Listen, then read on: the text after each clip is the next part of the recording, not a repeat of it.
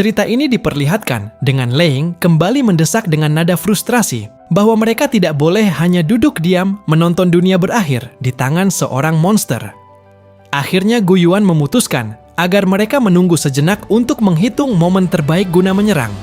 Ia menjelaskan bahwa memproses pil setingkat itu tidak mungkin dilakukan dalam sekejap mata, dan menyerang tanpa rencana matang hanya akan berakhir dengan kehancuran prematur bagi aliansi yang sudah sangat rapuh ini.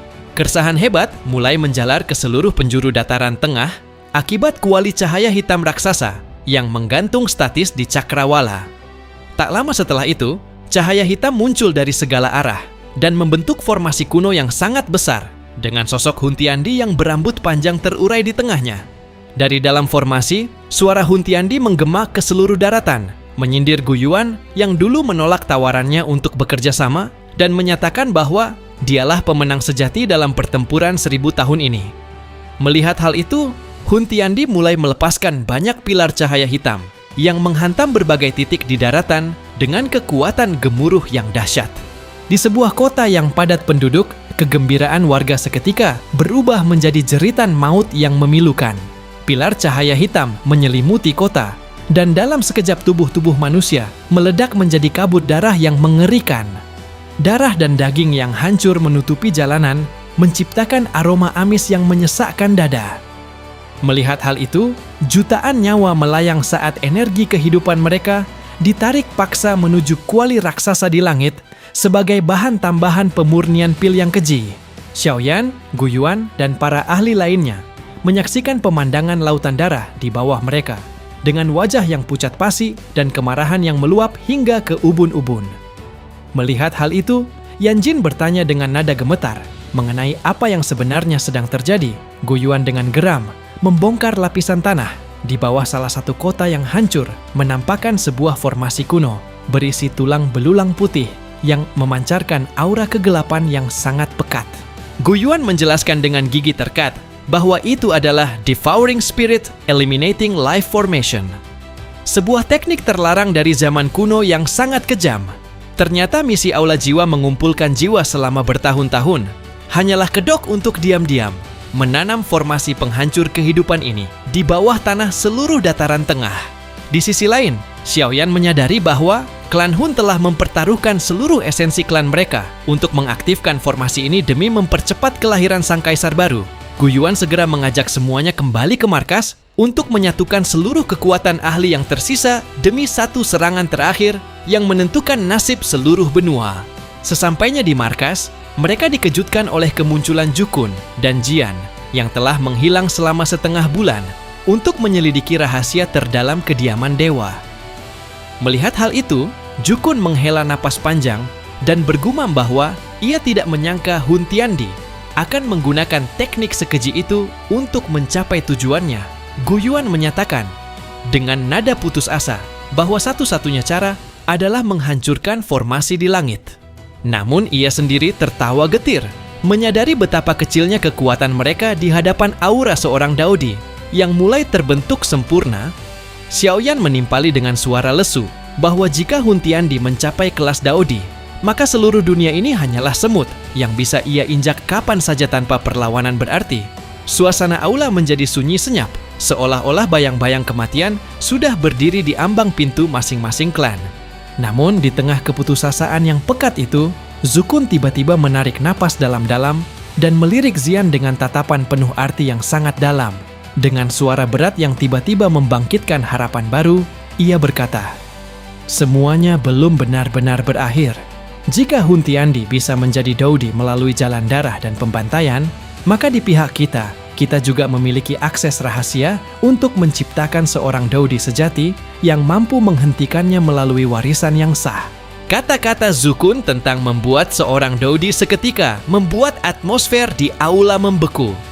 Suasana di dalam aula aliansi Sky Mansion terasa begitu berat, seolah-olah setiap molekul udara telah berubah menjadi timah yang menekan paru-paru. Pernyataan Jukun bukan sekadar informasi, itu adalah ledakan yang meruntuhkan logika yang selama ini dipegang teguh oleh para ahli puncak. Gu Yuan, sang pemimpin klan Gu, yang telah menyaksikan pergantian zaman, hanya bisa berdiri terpaku. Matanya yang biasanya tajam kini memancarkan kekosongan yang jarang terlihat, sementara mulutnya terbuka tanpa sepatah kata pun yang keluar. Tak lama setelah itu, keheningan yang menyesakkan itu akhirnya pecah oleh suara Yanjin yang serak dan pecah. Ia menatap Jukun dengan tatapan yang sangat kompleks, antara harapan yang haus dan ketakutan akan kekecewaan. Ia bertanya dengan nada gemetar, apakah Jukun benar-benar sadar akan ucapannya? Karena selama 10.000 tahun, jalan menuju kelas Daudi telah tertutup rapat. Seolah-olah surga sendiri telah menghapus tangga menuju keilahian itu. Meskipun nadanya penuh keraguan, buku-buku jarinya yang memutih karena mengepal menunjukkan betapa ia sangat ingin mempercayai mukjizat tersebut. Jukun tidak segera menjawab dengan kata-kata. Ia hanya memberikan tatapan dingin yang seolah menembus jiwa mereka. Mengingatkan bahwa di tengah bencana yang dibawa Hun Tiandi, ia tidak memiliki kemewahan untuk sekadar bersenda gurau. Melihat hal itu, Xiaoyan menarik napas dalam-dalam, mencoba menekan gejolak duci di dalam tubuhnya yang bereaksi terhadap ketegangan tersebut. Ia bertanya dengan nada hati-hati, namun mendalam.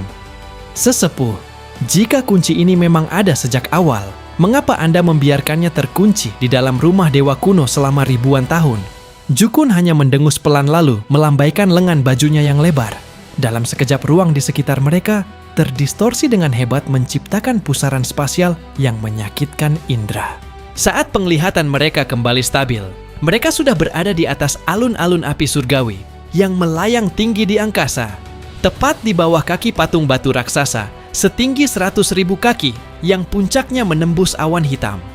Jukun menatap patung itu dengan rasa hormat yang bercampur dengan kebencian masa lalu berbisik bahwa kunci untuk membalikan kiamat bukan terletak pada pil embrio yang dicuri Hun Tiandi, melainkan pada esensi yang tertidur di dalam batu ini.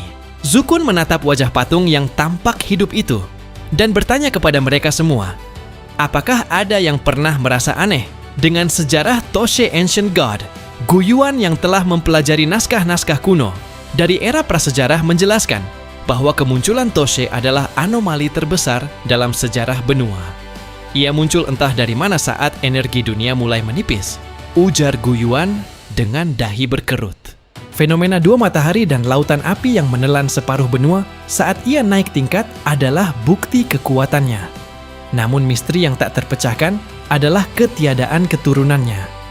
Tak ada klan, tak ada garis keturunan Daudi yang diwariskan. Dia adalah penguasa tunggal yang tidak meninggalkan jejak biologis. Mendengar hal itu, Xiaoyan merasakan sebuah kesadaran mengerikan mulai merayapi pikirannya.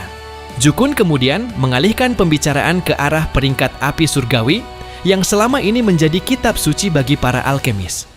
Xiaoyan menjawab dengan suara rendah bahwa posisi peringkat pertama selalu menjadi teka-teki tak bernama. Sebuah tempat kosong yang dianggap banyak orang sebagai bentuk penghormatan pada sesuatu yang tidak mungkin ada. Jukun tersenyum aneh sebuah ekspresi yang memancarkan kengerian sejarah yang hilang. Ia mulai menceritakan tentang asal-usul api tersebut. Sebuah percikan api mutasi yang lahir di kedalaman magma bawah tanah yang paling gelap. Api ini memiliki kecerdasan yang melampaui logika makhluk hidup. Ia tidak ingin sekadar ada, ia ingin menguasai. Selama puluhan ribu tahun, api tak bernama ini menjelajahi perut bumi. Bukan untuk mencari energi alam, melainkan untuk memangsa jenisnya sendiri. Ia melahap 22 jenis api surgawi lainnya, ucap Jukun, dengan suara berat yang menggelegar di alun-alun itu. Melihat hal itu, Xiaoyan merasakan hawa dingin yang luar biasa di sumsum tulangnya. Konsep melahap satu api saja, bagi seorang manusia adalah pertaruhan nyawa. Namun api ini melakukannya puluhan kali sebagai bentuk evolusi kanibalistik yang murni. Ia memakan yang lemah, menyerap esensinya, lalu bersembunyi kembali hingga ia cukup kuat untuk menjatuhkan Nihility Devouring Flame dan Purifying Demonic Lotus Flame. Jukun menambahkan bahwa setelah mencapai puncak evolusi tersebut, nyala api itu berhenti menjadi api dan mulai menjadi dewa. Menamakan dirinya sebagai Dewa Api. Keheningan yang mencekam kembali menyelimuti alun-alun, hanya terganggu oleh suara desis angin di antara pilar-pilar api yang telah padam. Jukun menoleh ke arah Xiaoyan dengan tatapan yang sangat tajam. Seolah-olah ia sedang menyerahkan beban masa depan dunia kepadanya. Dewa api itu berlatih dalam kesendirian yang abadi hingga ia mencapai tingkat yang tidak bisa lagi diukur oleh manusia. Dan ketika ia akhirnya keluar ke dunia untuk mendirikan rumah dewa kuno, ia melepaskan nama aslinya. Jukun menunjuk tepat ke jantung patung batu raksasa itu. Suaranya terdengar seperti guntur yang meruntuhkan langit saat ia membisikkan kebenaran yang mengguncang sejarah. Dia yang kalian sembah sebagai Toshe Ancient God sebenarnya adalah api surgawi, peringkat pertama itu sendiri. Dia tidak memiliki keturunan karena api tidak bisa memiliki anak. Dia adalah kaisar tanpa darah. Kelompok Xiaoyan terhuyung mundur. Napas mereka memburu karena syok yang luar biasa. Rahasia ini bukan hanya tentang kekuatan, tetapi tentang identitas sang legenda yang ternyata adalah manifestasi energi murni tertinggi. Warisan di dalam patung ini bukanlah teknik, melainkan benih api pertama yang menunggu wadah baru untuk bangkit kembali. Alun-alun Heavenly Flame kembali tenggelam dalam kesunyian yang mencekam. Identitas Toshe Ancient God sebagai api surgawi peringkat pertama adalah fakta yang terlalu besar untuk dicerna dalam sekejap. Melihat hal itu, Guyuan berkali-kali menarik napas panjang untuk menenangkan gejolak di dadanya, lalu bertanya dengan suara yang masih sedikit bergetar. Saudara Jukun, apakah ini benar-benar kenyataan? Bagaimana mungkin sejarah bisa menyembunyikan fakta sebesar ini selama puluhan ribu tahun tanpa ada satupun catatan yang tersisa di klan kuno kami? Jukun menatap patung batu itu dengan tatapan kosong seolah mengenang masa-masa pahit saat ia terjebak di sana sebagai penjaga yang tak diinginkan. Ia menjawab dengan nada mengejek namun getir. Catatan kalian hanyalah tulisan manusia yang berumur pendek di benua ini. Selain aku yang telah membusuk di depan gerbang ini begitu lama, tidak akan ada orang lain yang mengetahui rahasia kuno tersebut. Dunia menganggapnya manusia karena dia menginginkan menjadi manusia. Mendengar hal itu, para pemimpin klan lainnya hanya bisa tertawa getir, menyadari bahwa mereka semua hanyalah anak kemarin sore dalam garis waktu sejarah jika dibandingkan dengan naga kaisar di depan mereka. Guyuan segera menyeret topik kembali ke masalah inti mengenai cara mengalahkan Hun Tiandi yang kian tak terkendali. Jukun menjelaskan dengan serius bahwa di dalam istana dewa kuno terdapat dua harta yang paling berharga. Harta pertama adalah pil embrio yang sudah direbut. Namun harta kedua yang jauh lebih murni dan kuat adalah the essence yang ditinggalkan oleh sang dewa kuno. Melihat hal itu, harapan yang sempat padam di mata para ahli aliansi kembali berkobar terang. Jukun menegaskan bahwa jika mereka bisa mendapatkan the essence, maka mereka bisa menciptakan seorang daudi tandingan dalam waktu singkat. Guyuan yang merasa gembira sekaligus sungkan kemudian berkata, "Saudara Jukun, Anda adalah orang yang mengungkap rahasia ini dan memiliki senioritas tertinggi. Jika warisan ini bisa diambil, bukankah Anda adalah orang yang paling berhak menerimanya?" Namun Jukun tertawa pahit dan menjawab, "Jangan bicara omong kosong. Jika aku bisa menyerapnya, aku sudah menjadi kaisar sejak ribuan tahun lalu. Benda ini memiliki kehendaknya sendiri, dan sejauh ini dia selalu menolakku dengan sangat dingin." Jukun melangkah maju dan menepuk kaki patung batu raksasa itu, sambil menjelaskan bahwa the essence tersembunyi tepat di pusat patung ini.